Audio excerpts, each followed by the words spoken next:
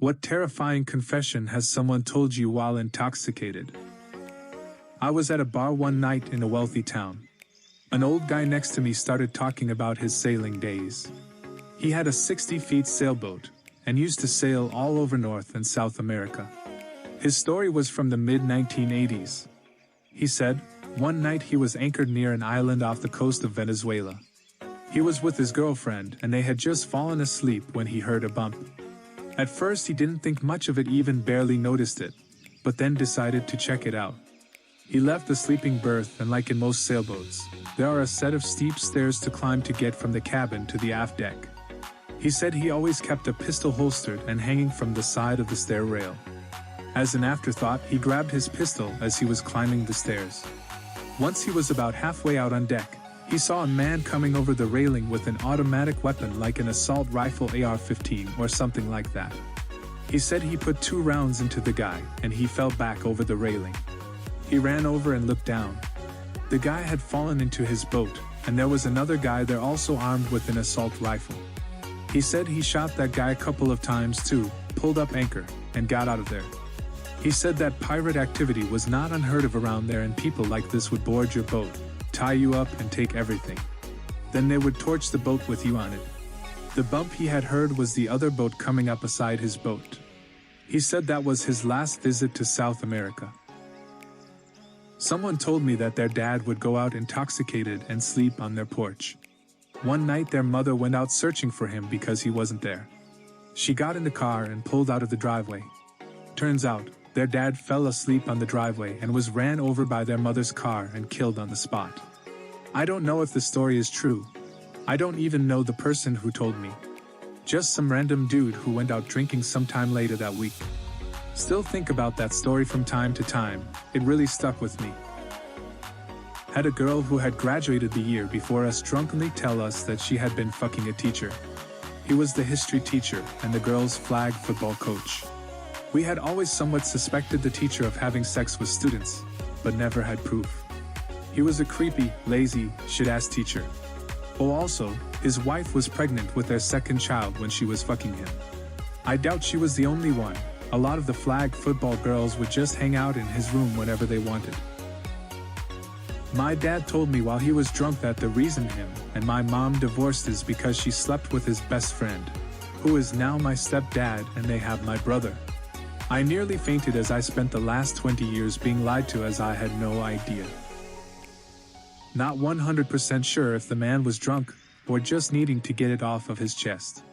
Years ago I waited tables in a family Italian restaurant. A family of 12 came in, had wine, appetizers, dinner, and dessert.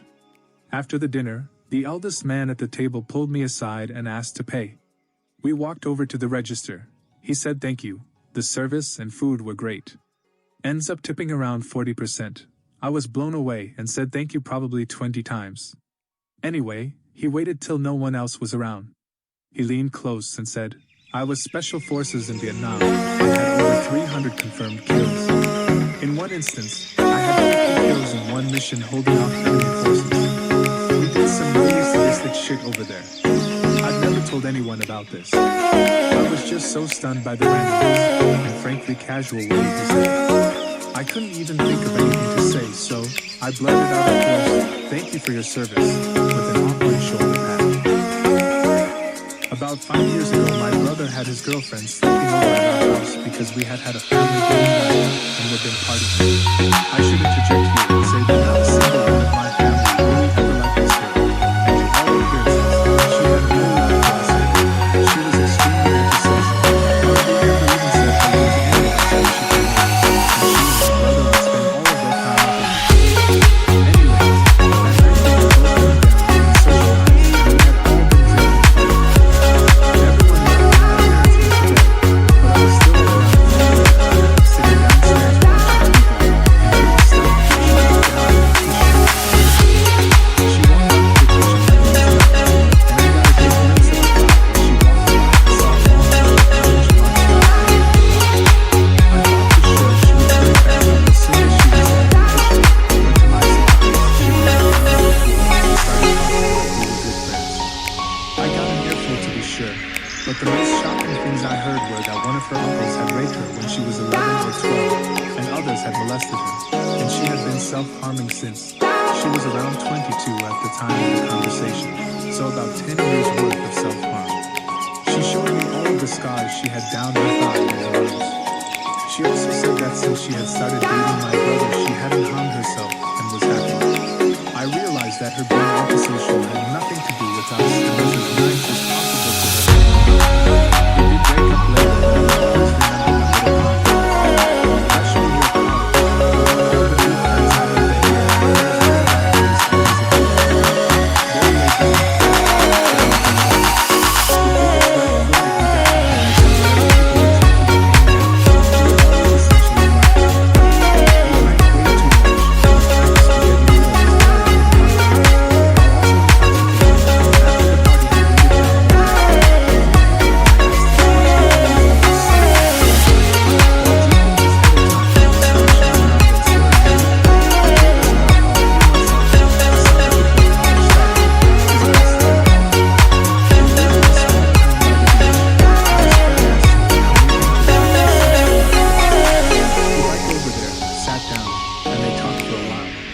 everything seemed fine. Then, his friend took out a pistol and shot himself in the head, killing himself instantly. Apparently my friend had to call the police while covered in blood, brains, and skull fragments, just totally in shock. And then a few weeks later he went off to college a few states away, still in shock and unable to sleep or focus on anything. He didn't remember telling us that story, and I don't think any of us wanted to bring it up. His drinking habits didn't change until he was about to graduate, by which point he started going to therapy, got a job right after graduation, and seems to be doing better in the years since. They didn't tell me this while they were drunk, but I think it fits here. I am a volunteer at a nursing home.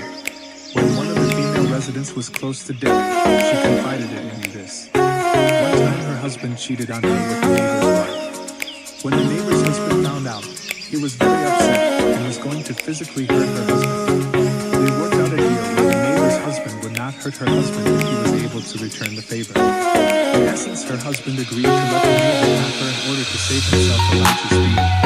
It gets worse. She later became pregnant and told her husband for the rest of his life that he was raped. But she actually believed it.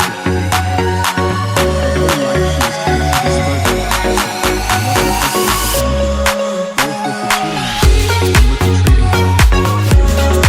It was truly a heartbreaking conversation. I had a colleague told me 20 years ago that she was not only suicidal, but had experienced HIV and was transmitting it to others she was sleeping with. And I was because she couldn't care about people. I'm an HIV case manager, so this was absolutely horrific. His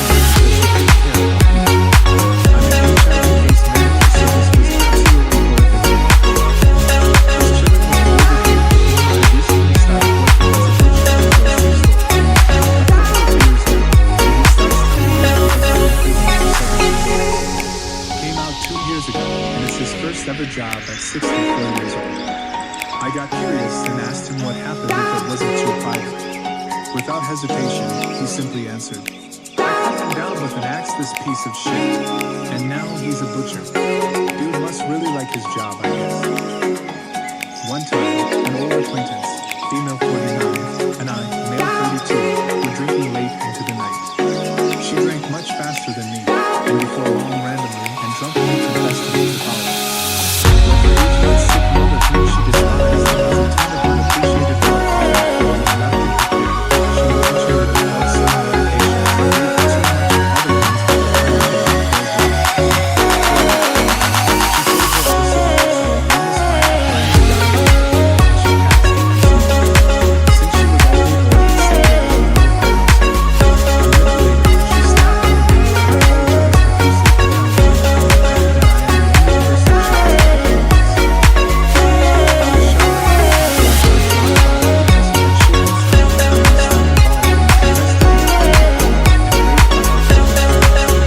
I was 16 when I heard this. He had family issues, so he was always in a hurry with his one person, and was a drug addict. He was never abusive or angry, just distant. But in that moment when he blurted it out, I could see the pain and weight he was carrying through the tears. I was obviously in total shock, so I just let him sob and talk as I listened. I finished washing him off, then got him to bed where he slept it off. He was blackout drunk, so I knew he would never remember the conversation, so I kept it to myself. Other than my therapist, I have never told a soul until now. He blamed himself, and there's unfortunately still a stigma surrounding men and admitting sexual assault, but it does happen to them too and needs to be addressed.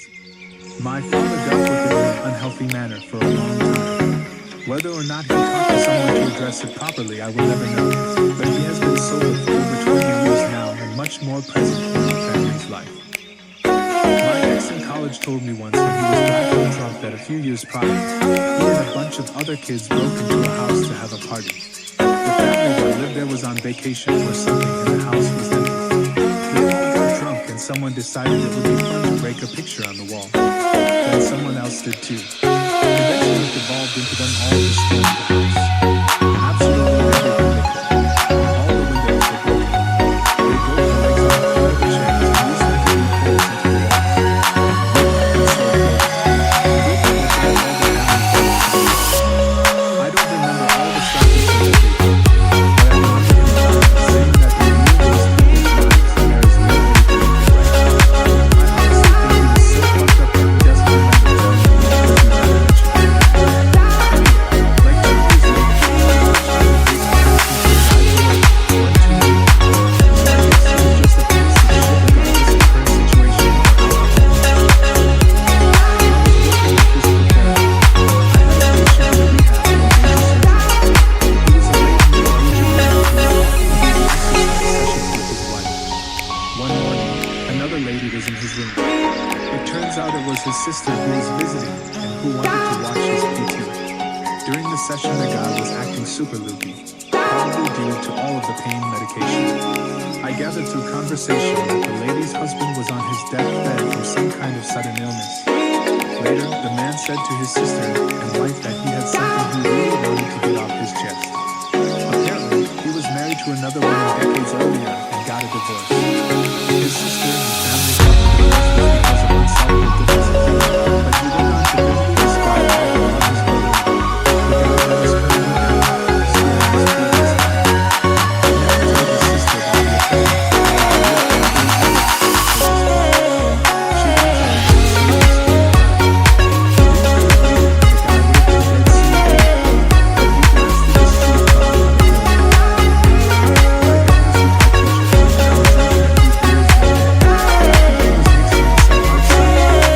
tell him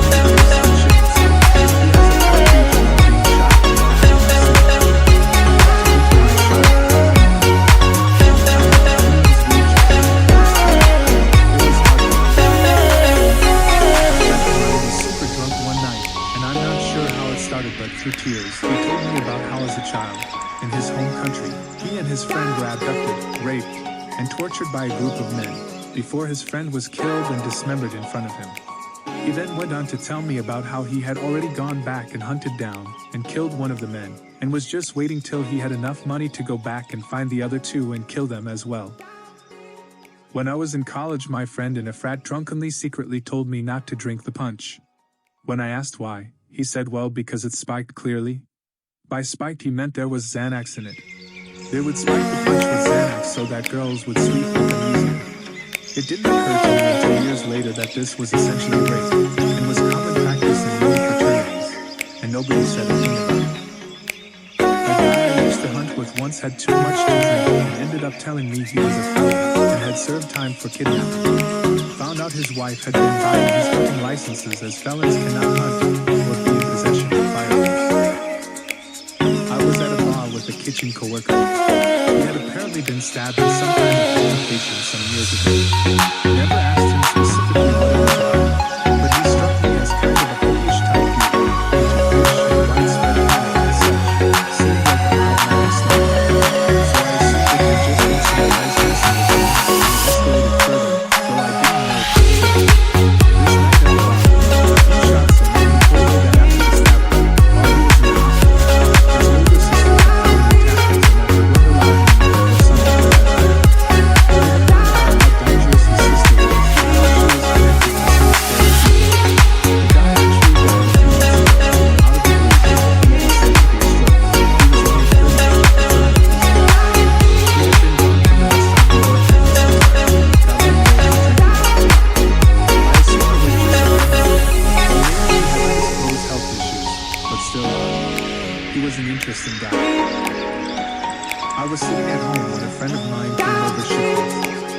She staggered in and sat down on the couch a few feet from away from me. She told me something completely messed up. When I was 17 years old, my stepdad was drunk and tried to have sex with me because I looked like his dead wife.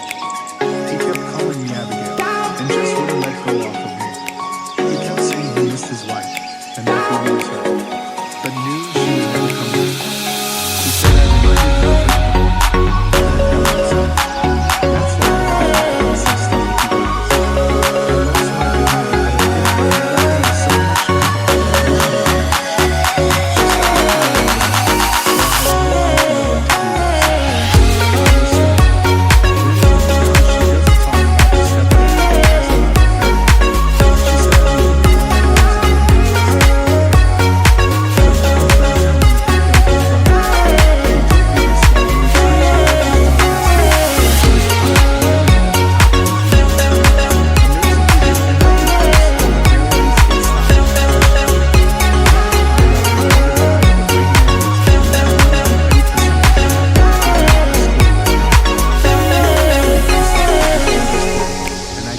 she An old coworker of mine once told me about how he and his friends killed a guy in the 80s who raped one of their sisters. He wasn't even drunk. He said they